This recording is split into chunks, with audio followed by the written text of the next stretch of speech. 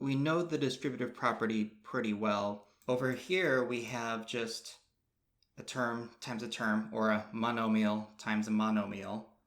Here we have a monomial times a polynomial. What about a polynomial times a polynomial?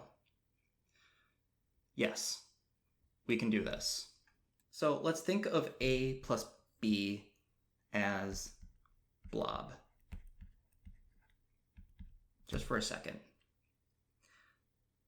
If a plus b is blob, treat blob as just any of the coefficients that we were doing before and distribute blob across the c plus d. So blob times c plus blob times d. But here we have two smaller regular old distributive property problems.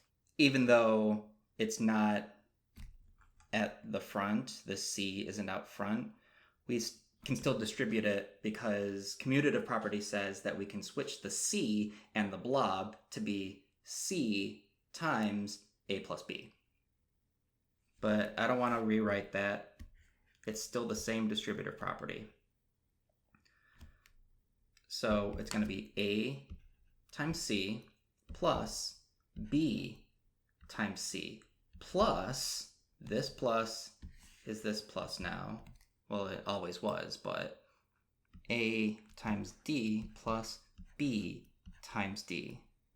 We kind of distributed the first binomial across the second binomial, like we know and love, but then we distributed those separate things from this binomial across the first one. Well, looking at this, there's no point in which a and b are multiplied together. Well, that makes sense. A and b were in the same binomial. And then a and a aren't multiplied together. Obviously, there's only one of them. We can actually kind of look at this as a blueprint for a pattern that we can use as a shortcut.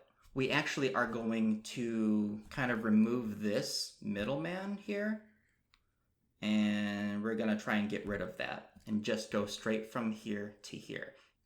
If you only learn the shortcuts, you're only learning how to apply the shortcuts. You're not actually learning why the shortcuts even work in the first place. I firmly believe that. But once you've proven that the shortcut exists, you can use it directly. So here we have a times c, the first term in each of the binomials. B times c are kind of like visually the inner guys. So let's call that the inside peeps. People still say peeps.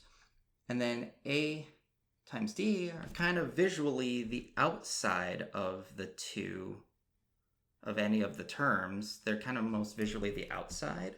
Then b times d are the last two, the last terms of both binomials. Last. So we can remember this shortcut as the Fial way of distributing two binomials together. Wouldn't it be better if it was just a word that actually exists, like FOIL? Yeah, sure, we can do that. We could commute this term and this term, switch those two spots right there. So you do the firsts, AC, plus the outside AD, then the inside BC, then the last BD. You got the FOIL shortcut mnemonic thing for distributing two binomials together. This only works if you have two binomials. You're going to be doing a lot of foiling, so get used to it.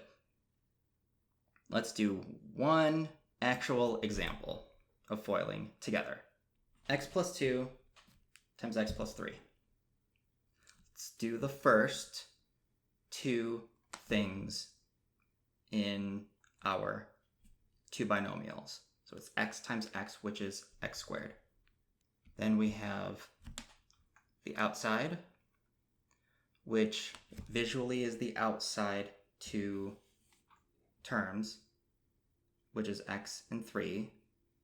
So x times 3 is 3x. And the inside, visually, is 2 and x. So 2 times x is just 2x. And then the last of each of the two binomials. So 2 times 3, which is 6. Now, normally with FOIL problems or any of the more complicated distribution problems, you're probably going to have like terms to combine and simplify. And here we have a common in the linear terms. 3x plus 2x is 5x. Now you know how to FOIL.